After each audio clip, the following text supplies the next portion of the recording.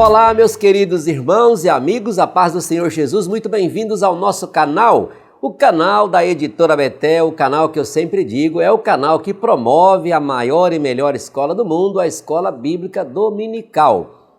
Eu sou o pastor Luiz Prates, estou aqui juntamente com os meus amigos, pastor Marcos Santana e o pastor William Barros, porque nesta oportunidade daremos sequência ao estudo da nossa preciosa lição que estamos estudando aqui no terceiro trimestre de 2022, cujo tema é Sermão do Monte. Estamos vendo aqui a ética, os valores e a relevância dos ensinos de Jesus Cristo. Lembrando que essa revista é comentada pelo nosso bispo Abner Ferreira. E o vídeo de hoje é sobre a lição de número 3, cujo título é A Mensagem das Bem-aventuranças. Convido você agora, por gentileza, a pegar a sua Bíblia, pegar a sua revista da Escola Dominical, a Betel Dominical, o seu planinho de aula, uma canetinha, porque nós vamos dar início agora ao nosso estudo. Quero cumprimentar aqui os nossos colegas de todas as semanas, nossos amigos que comigo compõem aqui esta mesa. Pastor William Barros, seja bem-vindo, pastor William Barros, a paz do Senhor Jesus. A paz do Senhor, pastor Luiz Prates, pastor Marcos Santana e a todos vocês que estão conosco aqui para mais uma aula pela Editora Betel.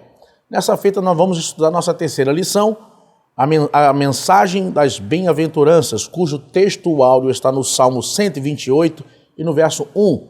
Bem-aventurado aquele que teme ao Senhor e anda nos seus caminhos. E a nossa verdade aplicada vai nos ensinar que as bem-aventuranças revelam que não há harmonia entre os valores do reino de Deus e do mundo. Da mesma maneira, também quero dar a minha saudação aqui ao pastor Marcos Santana. Paz do Senhor, pastor Marcos Santana, seja muito bem-vindo para o estudo agora da lição de número 3. A paz do Senhor, pastor Prates, pastor William e aos nossos irmãos. Objetivos da lição de número 3. Apresentar as virtudes que alicerçam a vida cristã. Destacar as virtudes que tratam da vida prática. Mostrar o estilo de vida diferenciado do Mestre. Textos de referência, Mateus, capítulo 5, versículos 4, 5, 6, 7, 8, 9 e 10. Oremos, pedindo a bênção do Senhor para este momento. Pai nosso, que estás nos céus, glórias ao teu nome. Graças nós te damos por mais esta oportunidade. Que o teu Espírito Santo nos conduza, nos inspire, nos esclareça, assim também como a cada um dos teus servos, que estará ministrando essa lição. Senhor, que vidas sejam edificadas, despertadas, renovadas, e o nome do Senhor continue sendo glorificado. Em nome de Jesus. Amém.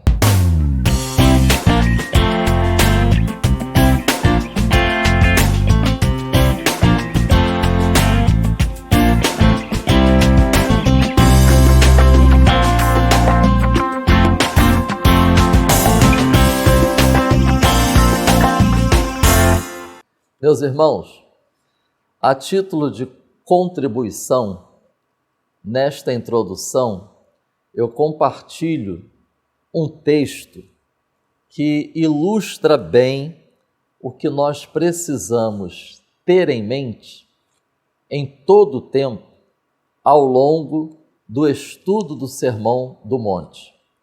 Eu extraí esse texto de um livro antigo, A Psiquiatria de Deus, da editora Betânia. O rei Frederico Guilherme IV da Prússia visitou certa vez uma escola e fez algumas perguntas às crianças. Apontando para a pedra do seu anel e depois para uma flor que estava em sua lapela e um pássaro que voara próximo à janela, perguntou a que reino da natureza cada um deles pertencia. Os alunos responderam corretamente: mineral, vegetal e animal. Depois, então, ele perguntou: a que reino pertenço eu? Esta é a indagação suprema que cada ser humano tem diante de si. Enfatizemos, ao longo desse estudo, esta questão: a que reino pertenço eu? Lembremos-nos, irmãos, que na lição 1, quando nós refletimos sobre o conteúdo do sermão, nós vimos que o sermão inicia focando o caráter dos cidadãos do reino. A que reino pertenço eu? Vejamos no tópico 1 da nossa lição sobre as virtudes que alicerçam a vida cristã. Este tópico, ele trata de 3 virtudes: pobres de espírito, choram e mansos. Iniciemos então com o tópico 1.1 sobre pobres de espírito. Lembrando que na lição passada já foi alvo de estudo, porém, considerando que no presente tópico nós vamos encontrar essa bem-aventurança, quero compartilhar com os irmãos algumas informações que podem ajudar-nos a conhecermos, entendermos sobre o significado de pobres de espírito. Não vamos confundir com pobreza material. Não vamos confundir com uma pessoa tímida, retraída, covarde. Atenção! Pobres de espírito, como encontramos neste texto bíblico, é diferente de quando essa expressão é utilizada indicando um aspecto negativo. É comum, nós, acredito eu que os irmãos também, já ouvimos alguns dizerem: aquela pessoa é pobre de espírito, mas no sentido negativo, por expressar uma atitude, um comportamento egoísta, avarento, invejoso. Então, é importante nós estarmos esclarecendo essa primeira bem-aventurança. E por que é importante? Porque todas as demais bem-aventuranças, elas resultam dessa primeira qualidade. Como nós vimos na lição passada, pobres de espírito indica um esvaziamento. Interessante. Jesus começa com uma virtude que aponta para esvaziamento, enquanto que outras apontam para plenitude.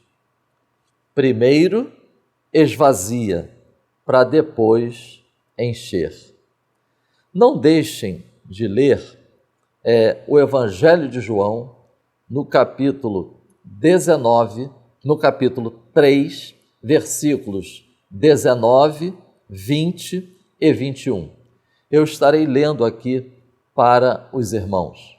Assim diz o texto: e a condenação é esta, que a luz veio ao mundo, e os homens amaram mais as trevas do que a luz, porque as suas obras eram más. Porque todo aquele que faz o mal aborrece a luz, e não vem para a luz, para que as suas obras não sejam reprovadas. Mas quem pratica a verdade vem para a luz, a fim de que as suas obras sejam manifestas, porque são feitas em Deus. Interessante esse texto, porque nos mostra que nesse processo, primeiro, a pessoa é reprovada, para depois ela ser aceita. São dois aspectos do Evangelho. Ele derriba e ele edifica. Então, meus irmãos, pobres de espírito, trata-se de atitude da pessoa consigo mesma. Enquanto que o mundo enfatiza autodependência, autossuficiência, autoexpressão, infelizmente, há pessoas que, quando são abordadas na evangelização, isso eu já passei algumas vezes quando evangelizando, essas pessoas acham que é mais necessário investir tempo e esforço em outros que consideram como mais necessitados e carentes. Essa resistência de algumas pessoas sinaliza que não é tão simples admitir 100% de dependência. Não é tão simples admitir que perante Deus nós não temos nada que possa nos tornar merecedores, dignos para recebermos o perdão, a salvação. Quando eu estava estudando esse aspecto, eu me lembrei dos 12 passos de AA. Os 12 passos são utilizados no tratamento da dependência química. E nós aprendemos, quando estudamos os 12 passos de AA, que o passo mais difícil, mais desafiador, é o primeiro passo. O primeiro passo diz: admito que perdi o controle da minha vida. Segundo os especialistas em dependência química, é o passo mais difícil. Os seres humanos não admitem prontamente o desespero, alguém escreveu, mas quando o fazem, o reino do céu se aproxima. É imprescindível a consciência de que nada somos, nada temos e nos aproximamos de Deus em total submissão, dependendo 100% de sua misericórdia e graça. Aí está a bem-aventurança de sermos pobres de espírito.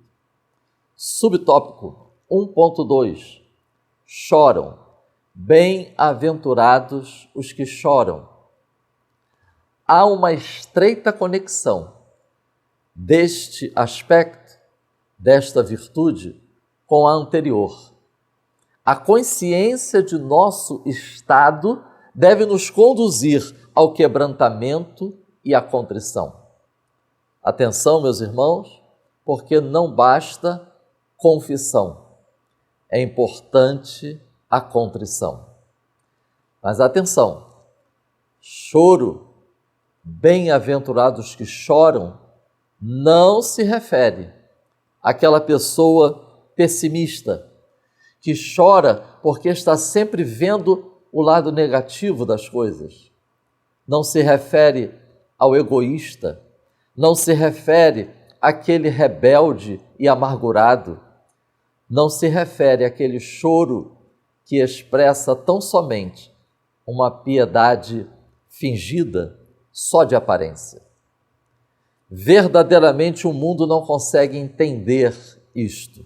Felizes os que choram, pois não é qualquer choro. Talvez por isso o mundo não entende. Não é qualquer choro. É importante nós pontuarmos que estamos tratando de uma condição espiritual. Estamos tratando de uma atitude espiritual. infelizmente, a deturpação da doutrina sobre o pecado tem produzido um viver cristão com superficialidade e, por vezes, distorcido. Ou seja, há muitos que não sentem quebrantamento, contrição por conta de atitudes pecaminosas. E esta ausência de quebrantamento, de contrição, é muitas vezes resultado de um conhecimento deturpado da doutrina sobre o pecado. Há pessoas que não apreciam a doutrina bíblica do pecado. Nós evidentemente, não conhecemos uma pessoa por dentro, não sabemos como está o seu coração, mas, irmãos, é importante que estejamos observando as demonstrações exteriores, as expressões, porque reflete o que está se passando dentro da pessoa, principalmente quando estamos tratando de condição de pecadores, pessoas falhas, limitadas. Não podemos tratar desta situação alegres, indiferentes, como se quiséssemos evitar pensar e refletir sobre esta situação. É importante refletirmos que Jesus chorou. Jesus chorou diante de Jerusalém. Jesus chorou diante da sepultura de Lázaro. Não deixem de ler Isaías, capítulo 33, versículo 3. Lá diz que era desprezado e homem de dores. É um capítulo que aponta para Jesus Cristo. Paulo, escrevendo em Romanos, capítulo 7, ele revela a sua plena consciência acerca de seu estado. Miserável homem que eu sou, quem me livrará? Só pode dizer, graças a Deus, por nosso Senhor Jesus Cristo, quem primeiro diz, miserável homem que eu sou, quem me livrará? Segundo aos Coríntios, capítulo 5, versículo 2, Paulo escrevendo, nós gememos, desejando a habitação celestial.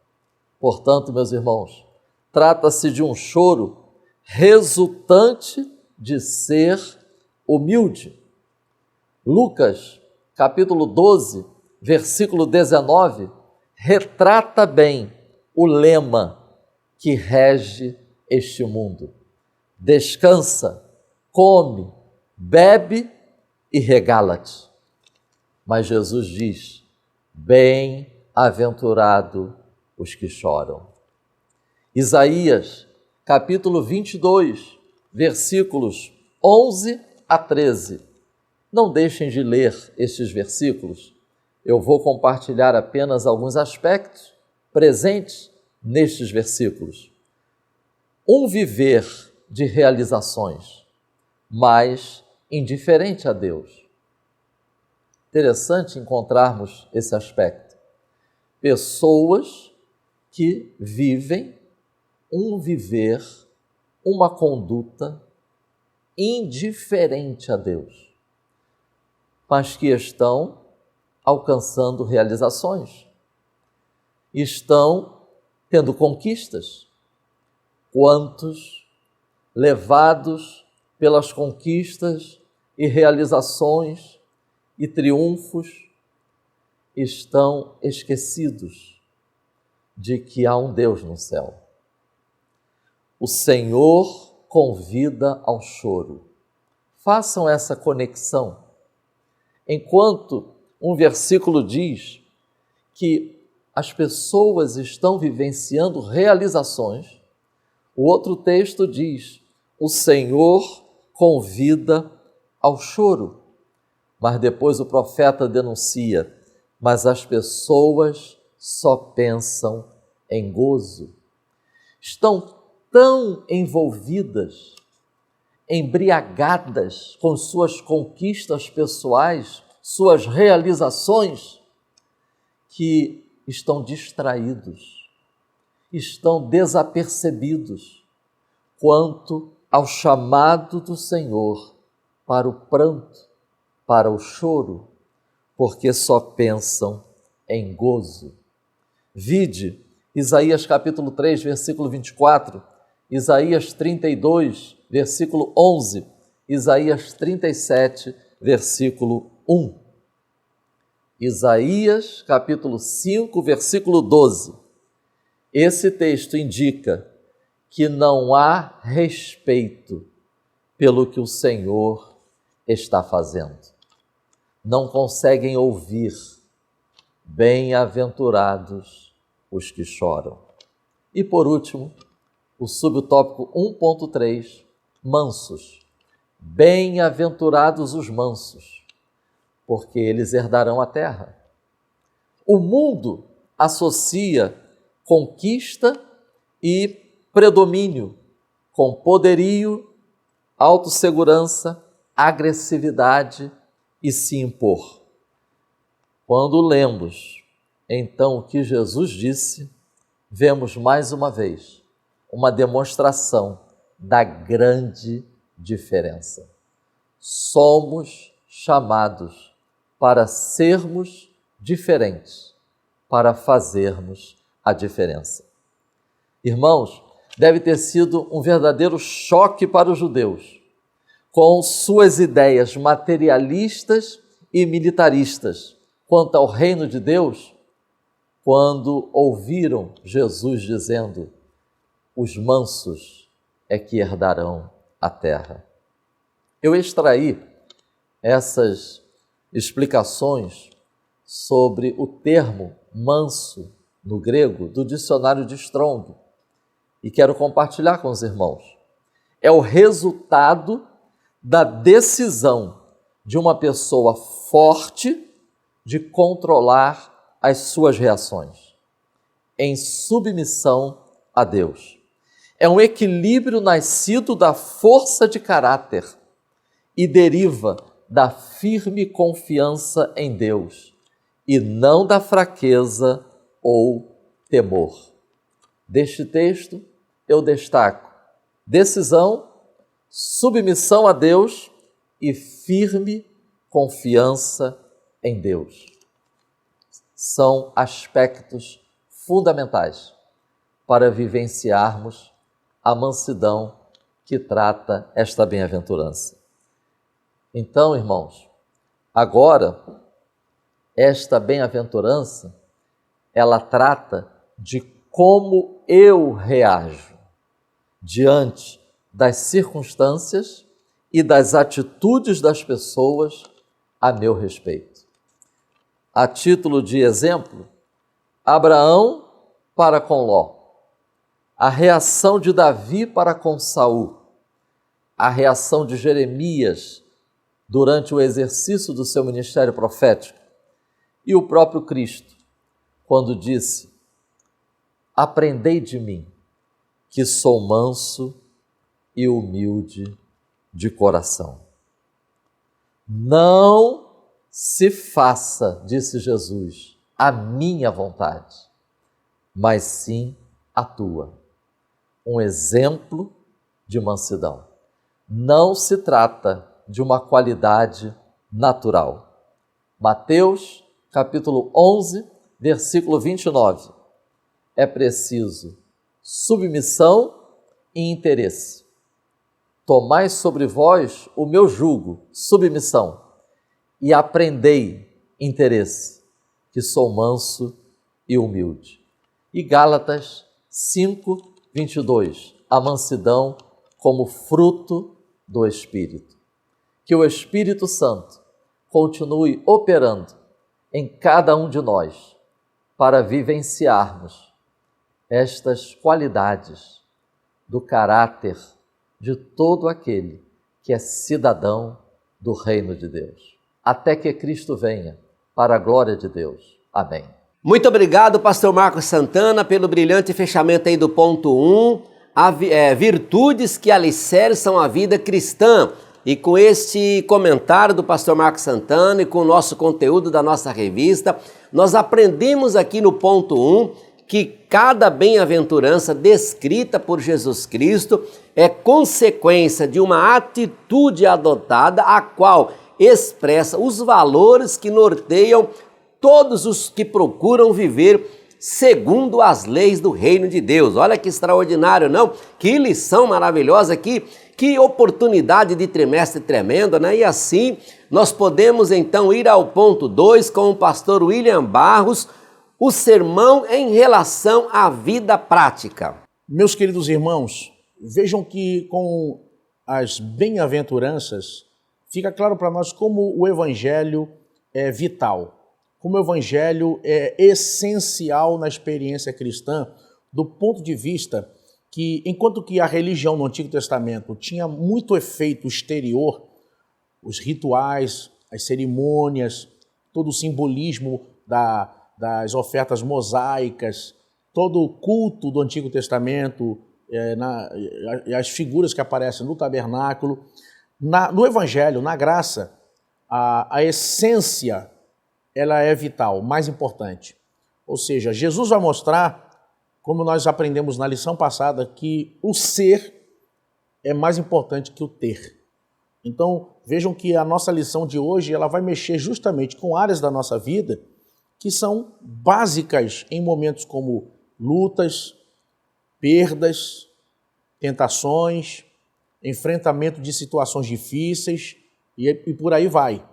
No nosso tópico 2, nós vamos falar sobre a fome e sede de justiça, sobre a questão da misericórdia e a questão de ser limpo de coração. Vejam que são 3 áreas, o Sermão da Montanha, as bem-aventuranças aqui, no meu ponto focal aqui, o bispo Abner inclusive coloca o sermão em relação à vida prática. Ou seja, irmãos, não adianta fazer, se essencialmente não somos limpos de coração, misericordiosos e possuímos fome e sede de justiça. Então, tudo mais, tudo o exterior, todas as práticas da vida cristã precisam ter como base esses fundamentos, ter como alicerce esses fundamentos. Então vejam que quando ele fala, por exemplo, aqui da fome e sede de justiça, o bispo Abner escreve o seguinte: a fome e sede de justiça, a qual Jesus se refere aqui, é aquela transformação que acompanha a nova vida do reino, uma fome e sede que não cessa e que flui diariamente de um coração transformado. E ele acrescenta: se todos nós estivermos sedentos de justiça e com fome dessa presença transformadora, seremos consequentemente uma igreja com os valores do primeiro amor. Então veja que fome e sede da justiça divina parte de um coração de alguém que está primeiro focando as coisas de Deus, de alguém que prioriza na sua prática cristã as coisas do Evangelho. Ele está primeiro preocupado em agradar a Deus. E a fome e sede revelam o quê? Fome e sede, Jesus usa justamente 2 palavras que expressam necessidades básicas e urgentes do ser humano. Comer e beber é uma sine qua non, é uma condição indispensável para a vida. Ou seja, se você ficar sem comer e beber, quanto tempo você vai durar de vida? Veja que sem beber água, por exemplo, a resistência do ser humano à sobrevivência é mínima, é pouco, é curta. Os efeitos são terríveis. Sem comer, também. Ainda que a pessoa fique um pouco mais de tempo, sobreviva um pouco mais de tempo sem comer do que beber, ninguém vai durar muito tempo se não comer. Então, vejam que Jesus vai utilizar a fome e a sede, 2 elementos vitais na sobrevivência humana, para falar que feliz é aquele que tem justamente fome e sede, porém, de justiça. Ou seja, é aquela pessoa que busca na sua prática, na sua vida cristã, que Deus estabeleça a sua vontade na sua vida. Que Deus esteja em primeiro lugar na sua vida. Que a vontade de Deus, que a justiça de Deus, que o querer de Deus Ou seja, que a graça de Deus, que a salvação que veio e trouxe justiça eterna para a vida do homem, seja estabelecida agora em todas as áreas da sua vida. Bem-aventurado o homem que tem fome e sede de justiça. E ele promete, porque serão saciados. Numa realidade onde muitos pobres tinham dificuldade para comer naquele tempo, onde muitas pessoas poderiam passar fome, e em todo o tempo, isso sempre aconteceu na história da humanidade, já que Jesus ainda havia dito para nós, os pobres sempre tereis convosco. Então, nunca houve um período que não tivesse pessoas com necessidades. Porém, ele vai nos mostrar que esta fome e sede serão saciadas. Sabe, irmãos, é quando Deus nos convida e nos pergunta, o que é mais importante hoje na sua vida? Você ganhar o primeiro milhão ou ver saciada na sua vida a fome e sede de justiça? O que você está buscando hoje na sua vida? O que mais você quer? O que mais realizaria você? Sabe? Casamento? Sexo? Dinheiro? Poder? Status? Nome? Reconhecimento? Sabe? A gente precisa parar hoje com essa aula e dizer, Deus, será que eu realmente sinto fome e sede das coisas de Deus? Será que eu olho para cima e penso, meu Deus, eu não posso ficar sem sentir a Tua presença? Eu não posso ficar sem sentir comunhão com o Espírito Santo? Eu não quero que a minha vontade seja estabelecida, eu quero que a justiça de Deus seja estabelecida na minha vida. Sabe, irmãos? Olha que desafio. Eu não vou mentir para vocês. Eu e qualquer um que assiste essa aula agora, todos nós somos desafiados nisso. Porque eu posso sentir isso, eu posso viver um bom momento, mas isso não pode ser um fato isolado. Por exemplo, estar bem hoje, estar de pé hoje e passar o restante do mês e do ano fraco, mal espiritualmente. Sabe? Lembrem que a falta de apetite é também um sintoma de alguma doença. Pessoas, quando têm falta de apetite, estão fora do normal, fora da normalidade. A medicina vai chamar esse equilíbrio, onde a pessoa é sadia e tem fome, sede, de homeostase. É justamente o equilíbrio, o corpo, o organismo busca, de uma forma geral, o equilíbrio para viver bem e sadio. Então vejam, a falta de fome e sede de justiça é um sintoma de que algo não vai bem na vida cristã. Quando o dinheiro nos alegra mais do que as coisas de Deus, quando o poder e status são mais satisfatórios para nós do que estar na presença do Senhor, é sinal de que Deus já não é o primeiro lugar na nossa vida e de que algo não vai bem. Então, nessa hora, é um convite que faço a você a refletir, a parar e avaliar a sua própria vida. Esse não é o momento de apontar para a esposa, apontar para o pai ou para o filho, não. É olhar para dentro de si e falar, será que eu realmente ainda sinto fome e sede das coisas de Deus? Me sinto sadio? Sabe, eu lembro de um tempo, quando eu comecei a pregar, muitas pessoas vinham a mim dizendo, eu quero ser batizado com o Espírito Santo. Ore por mim, eu quero ser batizado com o Espírito Santo. Pessoas vinham a mim e diziam, ore por mim, eu quero colocar minhas mãos sobre um enfermo, por exemplo, um paralítico, e vê-lo levantar da cadeira de rodas. Mas agora você vê pessoas dizendo, olha, ore por mim, eu quero casar, ore por mim, eu quero passar no concurso, ore por mim, eu quero ter minha casa. Quer dizer, o demais coisas serão acrescentadas, acabou virando tudo. Isso não pode acontecer com você e nem comigo. Nós precisamos hoje ter fome e sede de justiça. O nosso tópico 2.2 vai nos mostrar um outro lado da vida cristã que acredito que esse toca em cada um de nós aqui.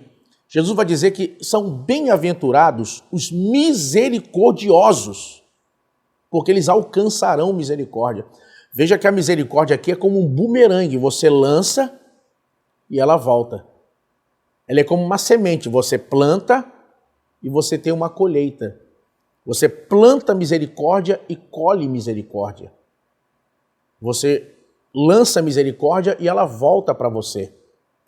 Vejam que isso me faz lembrar daquela parábola do credor que perdoou as dívidas de 2 devedores. E ele olhou para eles não tinham qualquer condição de pagar a dívida. E ele perdoou as dívidas de ambos.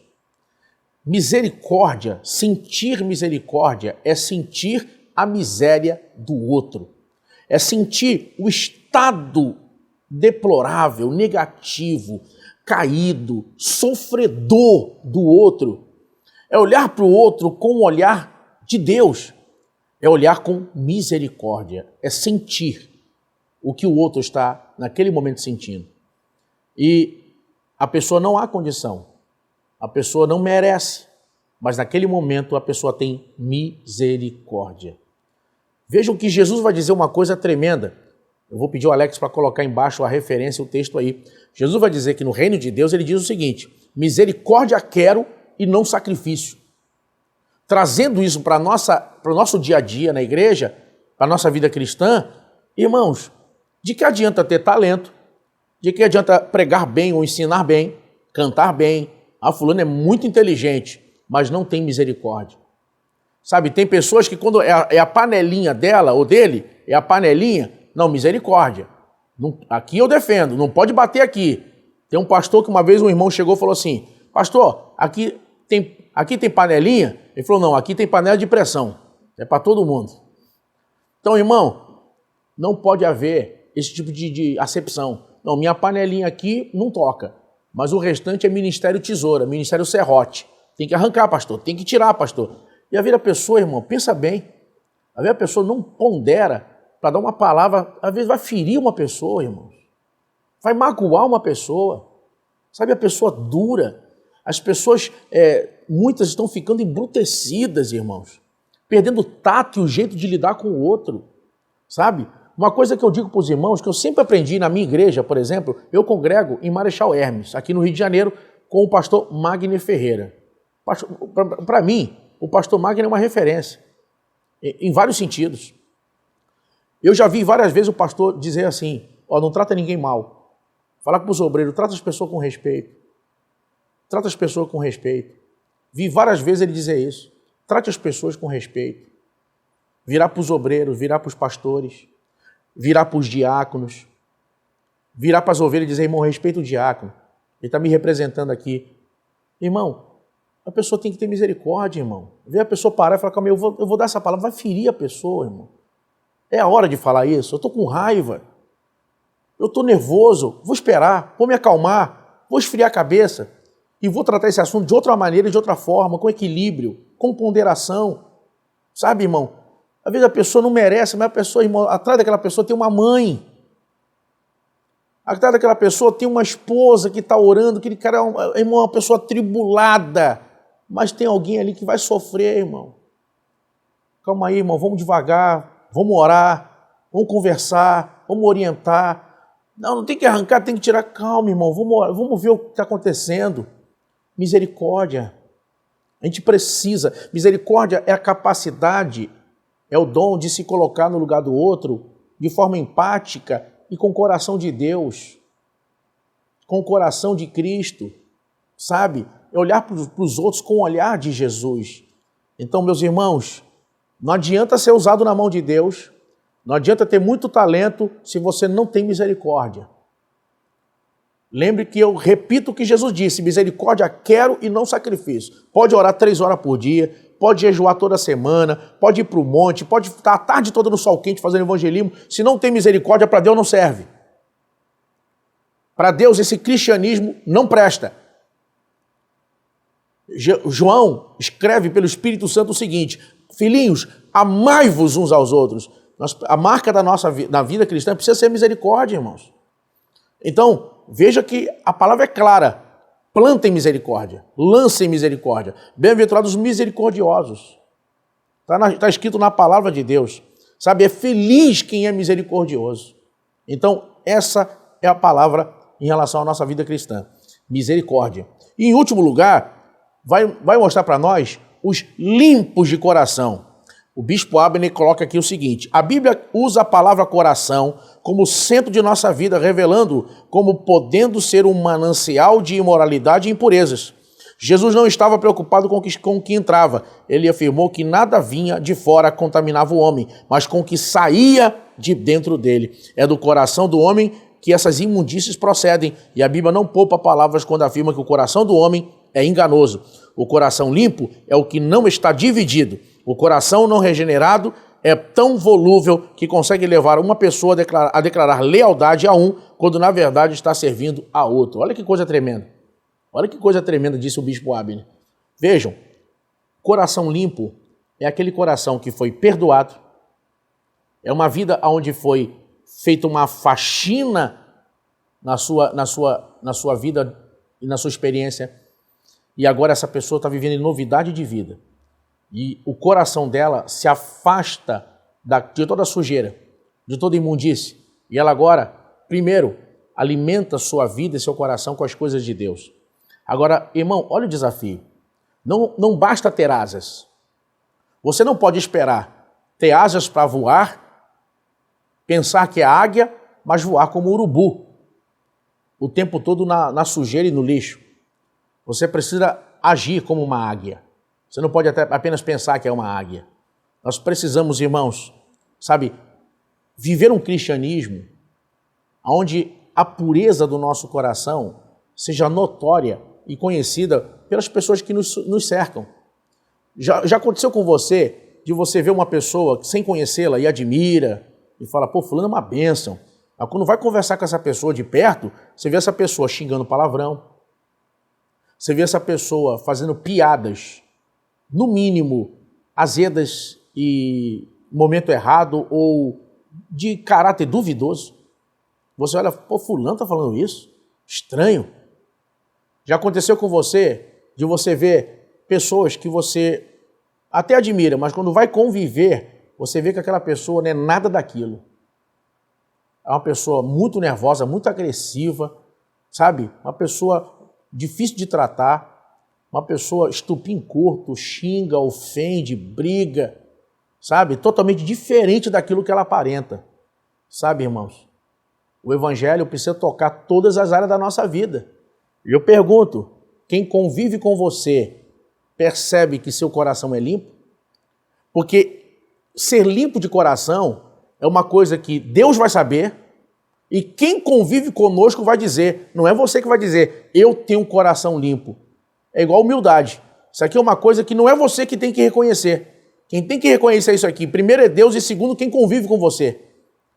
Porque eu posso dizer, sou limpo de coração, mas quem convive comigo está dizendo, irmão, isso aí só Jesus, só atribulado, isso aí, irmão, mentiroso, enrolado, mulherengo. Eu quero ver é quem convive com você. Quem convive com você é que vai dizer como é seu coração. Porque eles que estão convivendo e vendo suas obras, vendo suas práticas. Porque você faz, você pratica, você fala aquilo que está no seu coração. Então, se o coração é limpo, as práticas serão diferentes. Se o coração é limpo, a vingança não será a nossa prioridade. Se o coração é limpo, as nossas atitudes, nossos gestos e ações serão diferentes. Por quê? Porque o nosso coração vai produzir boas obras. Então, essa é uma palavra importante para você. Fome e sede de justiça, misericórdia e ser limpo de coração. Você quer parecer com Jesus? Você quer ter uma vida diferente? Você quer caminhar como quem está indo para Jerusalém? Você quer estar pronto para o arrebatamento? Você vai precisar destas 3 coisas que aparecem no Sermão da Montanha. Repito, fome e sede de justiça, misericórdia e ser limpo de coração. Ou então, irmãos, o evangelho não é verdadeiro na nossa vida. A mudança não aconteceu e estamos apenas iluminados. Somos déspotas, esclarecidos e não convertidos. Que Deus possa nos guardar, nos livrar e que possamos realmente hoje olhar para dentro de nós e dizer: há fome de justiça e sede de justiça em mim, eu tenho sido misericordioso e meu coração está limpo. O que as pessoas em minha volta dizem? O que elas percebem convivendo comigo? Que Deus abençoe você e abençoe a sua casa, em nome de Jesus. Muito obrigado, pastor William Barros, também igualmente fechando brilhantemente aqui o ponto 2, onde nós aprendemos com seu comentário e também com o conteúdo da lição, que as bem-aventuranças se conectam em cada particularidade, vão conduzindo para altas dimensões aqueles que as praticam. Esse é o chamado, do nosso tema desse trimestre. Oh, que extraordinário sermão esse do nosso Senhor Jesus Cristo. Quanto aprendizagem, olha, nós estamos só no começo, hein? Tem muita coisa boa ainda a aprender nesse trimestre e assim nós podemos concluir este vídeo Então, vamos direto ao ponto 3 e o conteúdo, o título do ponto 3 aí é uma vida contagiante e diferenciada. Meus irmãos, todo aquele que compartilha o mesmo estilo de vida de Jesus Cristo, pode ter certeza, será rejeitado e perseguido pelo mundo, porque o mundo não tem nada a ver com aquilo que Jesus nos ensinou. É totalmente contrário. O nosso viver cristão não pactua com a moda e com aquilo que o mundo prega. Então, eu e você optamos em seguir a Jesus, em fazer a coisa certa da maneira correta, conforme descrito na palavra de Deus. Meu querido irmão, minha querida irmã, se prepare para a perseguição e para a rejeição. Mas olha, e qual o consolo que a gente vê em tudo isso? Olha que consolo maravilhoso. O elogio do nosso Senhor e Salvador Jesus Cristo. Todo aquele que sofre perseguição e rejeição por causa da palavra é elogiado por Jesus e ele o chama de bem-aventurado. Então vale a pena, não vale? Muito bem, então vamos ao ponto 1, desse tópico 3, cujo título é Os Pacificadores. Bem, nós vemos aqui na revista que o pecado é o causador das discórdias entre pais e filhos, entre irmãos e irmãs, entre casais, entre as nações. Então daí há uma pergunta que o nosso comentarista faz e o nosso comentarista mesmo responde: como trazer paz em um mundo de tantas guerras? E aí? Seu aluno pode ser desafiado, você pode fazer essa pergunta a ele na sua sala de aula. Importante essa lição, acho que ela está extremamente didática, criando na gente a oportunidade da gente ter essa interação com os nossos alunos, trazê-los para essa reflexão. Como trazer paz em um mundo de tantas guerras? Difícil essa resposta, não é? Você pode falar assim, orando, sim. Você pode falar, não fazendo. Vamos ver a lição, o que a lição explica? A resposta a única resposta para isso é purificando o coração dos homens. Que extraordinário, um homem com um coração puro, uma mulher com um coração puro, um governo com um coração puro, certamente contribuirá para que a casa, o bairro, a cidade, a nação seja uma nação abençoada e pacífica. Então, a resposta é esta. Dê tarefa aos seus alunos aí, no plano de aula. A gente dá ali uma sugestão, Desafios e metas para a semana. Eu acho que seria uma boa oportunidade, professor, você dar uma analisada no que o pastor Marcos disse, no que o pastor William disse, no fechamento aqui desse ponto 3, e você criar aqui alguns desafios, algumas metas, algumas tarefas para os alunos. Uma grande oportunidade, fica aí a nossa dica. Vamos então ao segundo subtópico, os perseguidos por causa da justiça. Meus irmãos, os que sofrem perseguição por causa da justiça são felizes. E por quê? Não é uma coisa até difícil de entender, eu sofro perseguição por causa da justiça, como eu posso ser feliz? Não é uma coisa meio difícil de entender, mas é exatamente isso que o Senhor Jesus nos chama para essa reflexão. Vimos muito bem no que nós já ouvimos no comentário dos nossos amigos aqui anterior, tanto do pastor Márcio como do pastor William.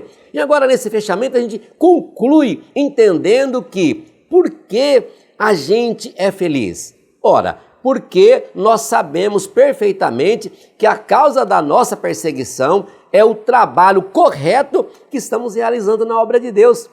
Olha só, eu já ouvi isso muito em pregações, eu vou apenas compartilhar algo que eu já ouvi. Eu já ouvi de muitos pregadores.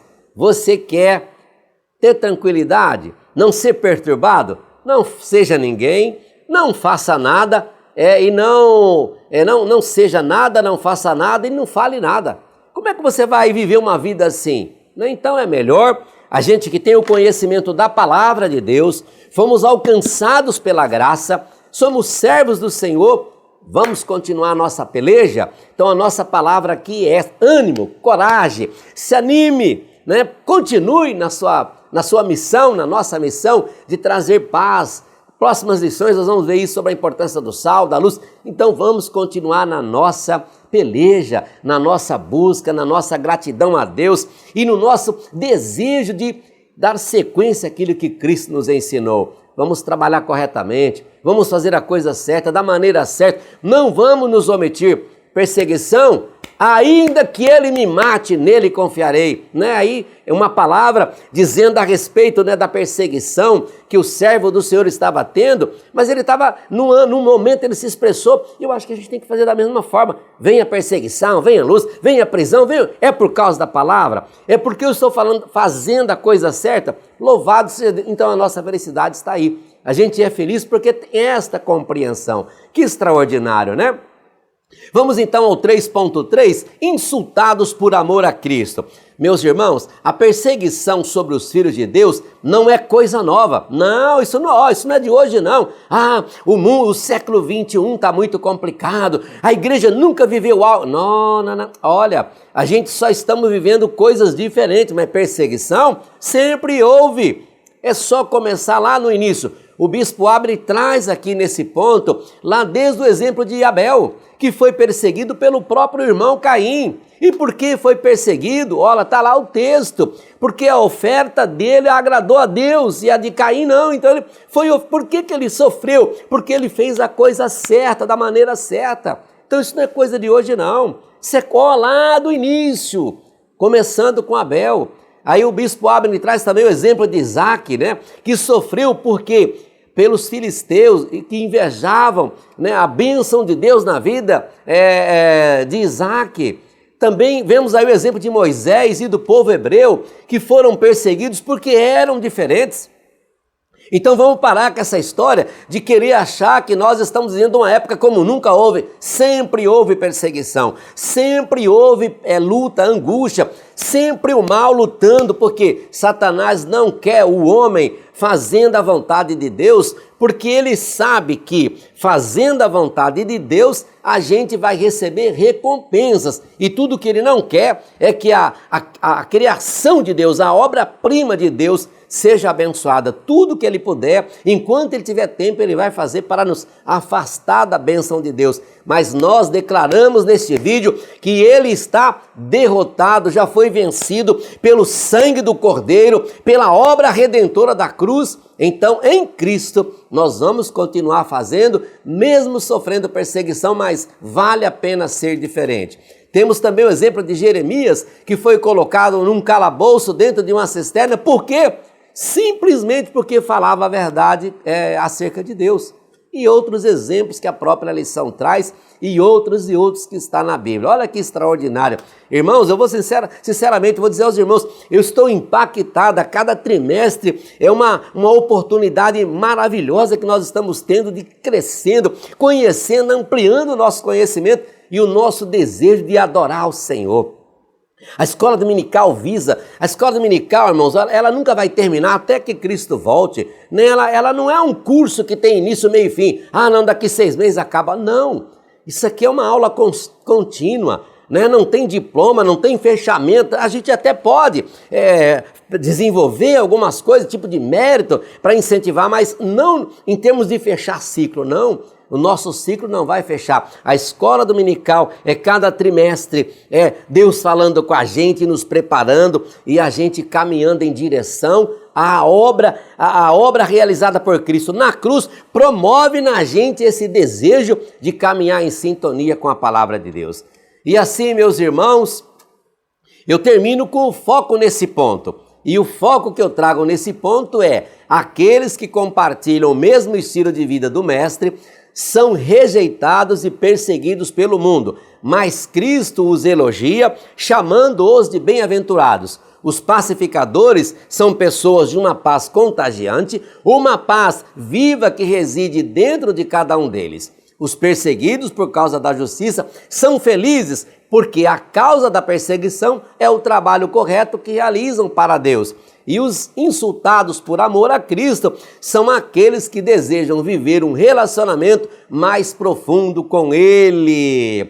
Oh, queridos irmãos, nós aprendemos então nesse ponto que, embora aqueles que compartilham o mesmo estilo de vida do Mestre são rejeitados e perseguidos pelo mundo, Jesus Cristo elogia e o chama de bem-aventurado, né? Então assim eu posso concluir dizendo que as bem-aventuranças descrevem o modelo para o viver autêntico dos que respondem ao chamado do Senhor Jesus para serem seus discípulos e as recompensas, tanto presentes quanto futuras, reservadas ao povo de Deus, conforme Salmos 1:1-3. E assim chegamos ao final desta aula, deste vídeo, querendo, bom Deus, somente Ele, né? Tudo por Ele, para Ele e para Ele, somente Ele, se Ele permitir, com a bênção do nosso eterno Salvador, nós estaremos de volta aqui a semana que vem. Eu, juntamente com o pastor Marcos, o pastor William, a gente vai voltar a compor esta mesa para darmos sequência ao estudo, onde nós vamos estar estudando a 4ª lição da nossa revista, que tem por título O Sal da Terra e a Luz do Mundo, ok? Obrigado por ficar conosco até agora, por se inscreverem no nosso canal, curtir, compartilhar, comentar nossos vídeos. Então eu convido vocês agora, no final desta aula, para um momento de oração. Junte-se a nós nesse momento com o pastor William Barros, que estará orando, né? Vamos pedir ao Senhor então que continue nos dando graça para que a nossa aula domingo, em todas as salas e aulas, seja realmente um momento de reflexão e de crescimento. Então oremos ao Senhor agradecendo por esse trabalho. Meus irmãos, antes de nós orarmos para encerrar a nossa aula, eu queria só fazer um anúncio rapidinho aqui. Nós vamos estar nessa sexta-feira no nosso congresso de jovens aqui na nossa igreja mãe, em Madureira. Você não pode ficar de fora, a partir das 18 horas, junto com o bispo Abner Ferreira e junto com o pastor Márcio da Hora. Nós estaremos aqui em Madureira, na nossa igreja sede, nossa igreja mãe. Então, você que é aqui do Rio, você da região, vem para cá. Nós estaremos com uma palavra tremenda para você aqui na sexta-feira. No sábado, nós estaremos ministrando uma palestra na filial de Bangu, na Estrada do Engenho, que fica próximo a Bangu mesmo ali, na Estrada do Engenho. Vamos estar ministrando na filial de Bangu a partir das 18 horas. Nós vamos estar ministrando uma palestra muito importante. E também, no domingo, nós vamos estar em outra filial de Bangu, que é na Assembleia de Deus em Pedra Branca. Então, você que é da região aí de Bangu, no sábado e domingo nós vamos estar ministrando. Vocês que quiserem participar, vai ser um trabalho tremendo. Eu vou ministrar uma palestra cujo título é Se Minha Mente Muda, Meu Futuro Muda. Se Minha Mente Não Muda, Meu Passado Volta. Um trabalho tremendo, uma revelação tremenda que Deus me deu e eu vou estar ministrando nesse final de semana. Vamos orar? Senhor, te agradecemos por estarmos juntos aqui, louvamos e bendizemos o Teu nome. Ó Deus, que a Tua palavra possa realmente, Senhor, trabalhar em nossos corações e que possamos viver em nosso caráter cristão, ó Deus, a transformação a partir daquilo que aprendemos hoje com essa aula tão vital e importante. É a nossa oração e nossa confiança em nome de Jesus. Amém. Editora Betel, edificando a casa de Deus.